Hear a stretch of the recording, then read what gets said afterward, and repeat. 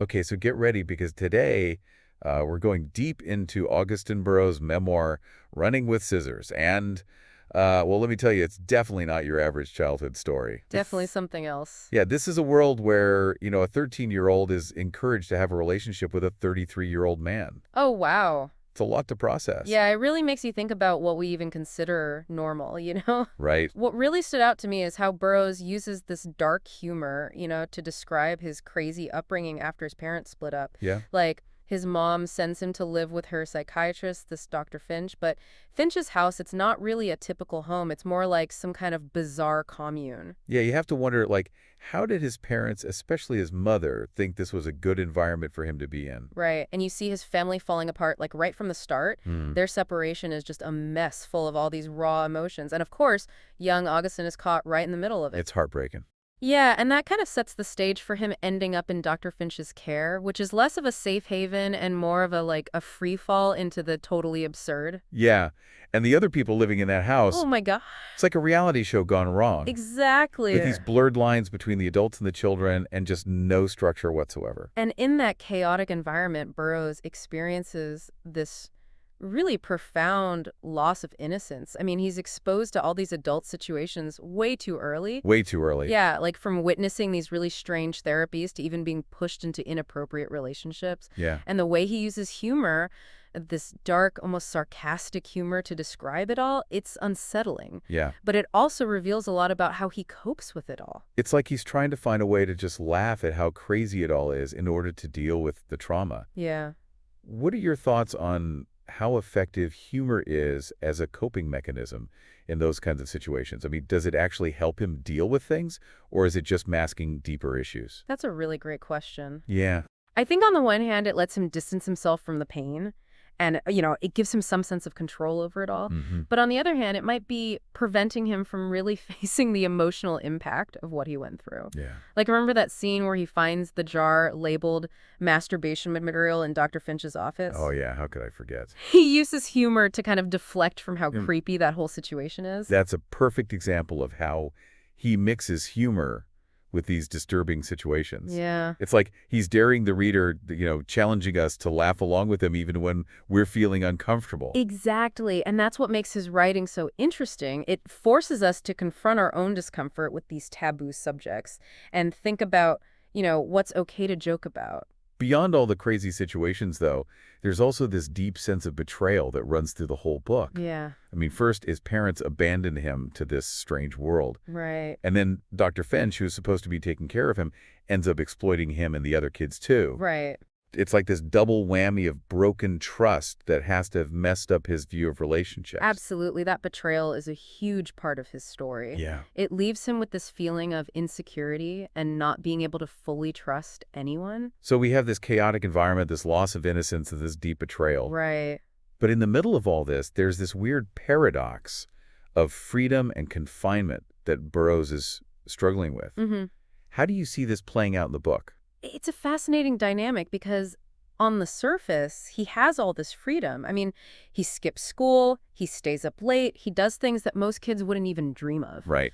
But when you look closer, that freedom is actually really limiting. Interesting. He's not given the tools or the support to develop healthy ways of coping or even a stable sense of self. So it's like he's free from the normal rules and limits of childhood, Yeah, but he's trapped by the dysfunction and the manipulation in Dr. Finch's house. exactly. And it really stunts his emotional growth. Yeah. He's forced to deal with these adult situations without the emotional maturity to handle them. Right. And that leads to this distorted sense of self and this constant questioning of, who he is and where he belongs. It's like he's running with scissors, literally and metaphorically. Yeah. He has this dangerous freedom, but he doesn't have the guidance to use it responsibly. And that tension between freedom and confinement, it becomes this driving force in his search for his own identity. Right. He's constantly trying to break free from Dr. Finch's influence and define himself on his own terms. And that brings us to the next stage of his journey. It's like his time with Dr. Finch is this messed up version of Lord of the Flies, Oh, interesting. where the kids have all this freedom, Mm-hmm. but they don't have the guidance they need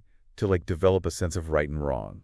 That's a really good comparison. And just like in Lord of the Flies, that lack of structure leads to this really distorted view of reality Right. and a total blurring of boundaries. Yeah. Burroughs is constantly trying on different identities, like experimenting to see which one fits. You see that especially in his relationships with the other people in Dr. Finch's world, Mm-hmm. he forms these really intense and often inappropriate bonds. Yeah, Like he's desperately searching for validation and connection in this really unhealthy place. right. It makes you wonder how being exposed to these messed up dynamics early on affects his ability to form healthy relationships later in life. That's a really important question, and it's something that Burroughs struggles with throughout the whole memoir. Yeah. His early experiences leave him with this deep fear of being abandoned, Mm-hmm. and this tendency to seek out these intense, almost explosive relationships. Right. And that pattern keeps repeating in his romantic relationships as he gets older, Oh, wow. which suggests a real link between his crazy upbringing and how he relates to people as an adult. It really highlights how childhood trauma can have these lasting effects. Absolutely.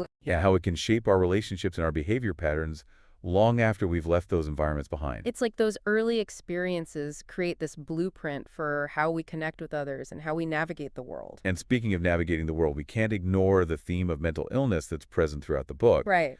Both of Burroughs' parents struggle with their mental health. Yeah. And then there's Dr. Finch himself, a psychiatrist with some, shall we say, unconventional methods. Yeah, it's a complex layer to the story. Running with Scissors doesn't shy away from the reality of mental illness and how it impacts families. Yeah. You see it in his mother's unpredictable behavior and her desperate need for meaning and stability. Right. It's heartbreaking to see her struggle and the way her illness affects her parenting. It's really sad. Yeah, But it's not just about his parents. right. It's also about how mental illness is treated or maybe mistreated in Dr. Finch's household. Exactly. Dr. Finch's approach is questionable at best.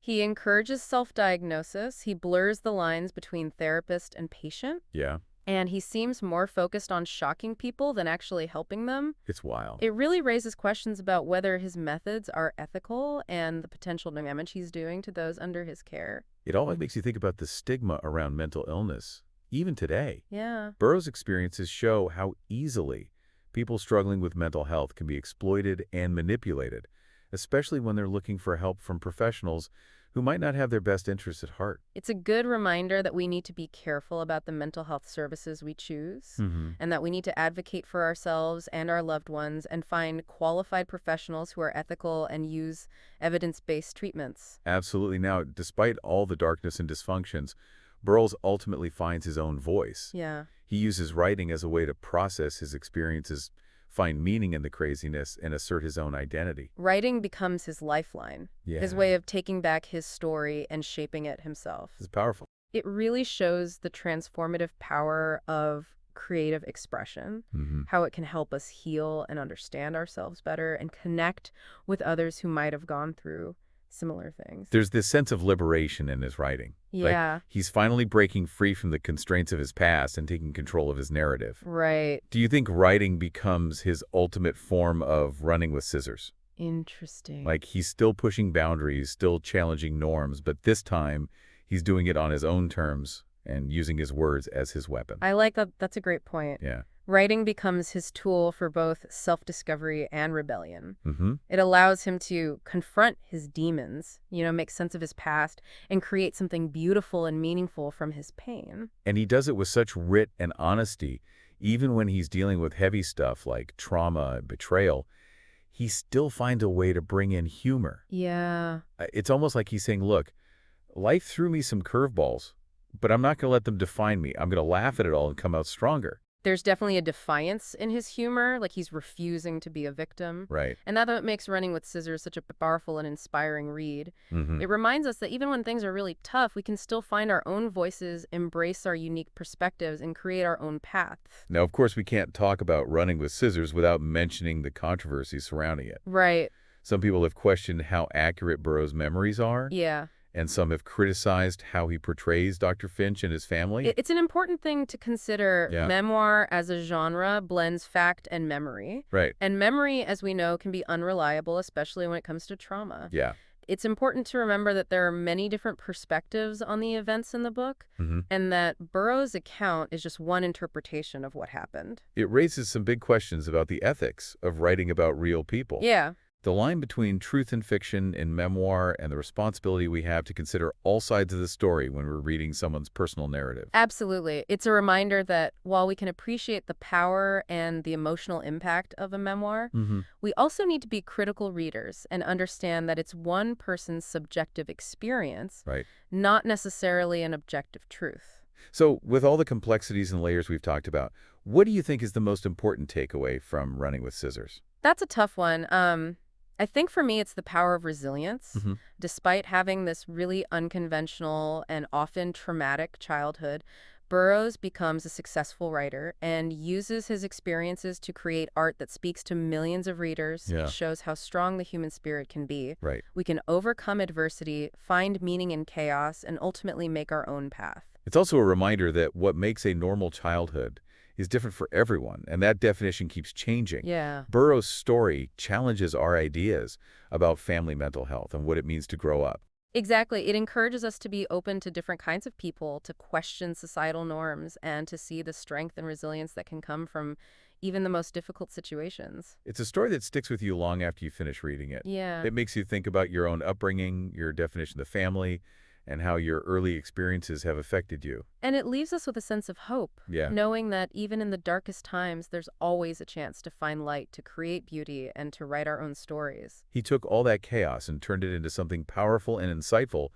It's like he took those scissors, and instead of letting them cut him down, he used them to build his own story. It's a really great metaphor for how he turns pain into art. He doesn't hide from the dark stuff, Yeah. but he finds beauty and humor in the most unexpected places. And I think that's why so many people connect with his story.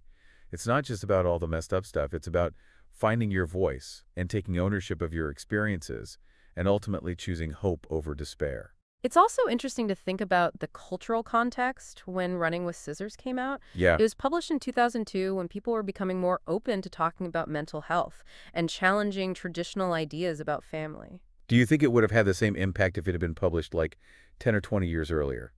Hmm, that's a good question. It's hard to say for sure, but I think the timing was really important. Okay. The book tapped into this cultural shift, Right. this growing willingness to question norms and face some uncomfortable truths about family dynamics and mental health. It's like it gave other people permission to share their own stories about unconventional upbringings Absolutely. and to challenge the idea of what a normal childhood should be. It helped open up the conversation about these things, Yeah. less stigma and more empathy for people who've been through similar stuff. So as we wrap up this deep dive into Running with Scissors, what would you say is the book's most lasting impact?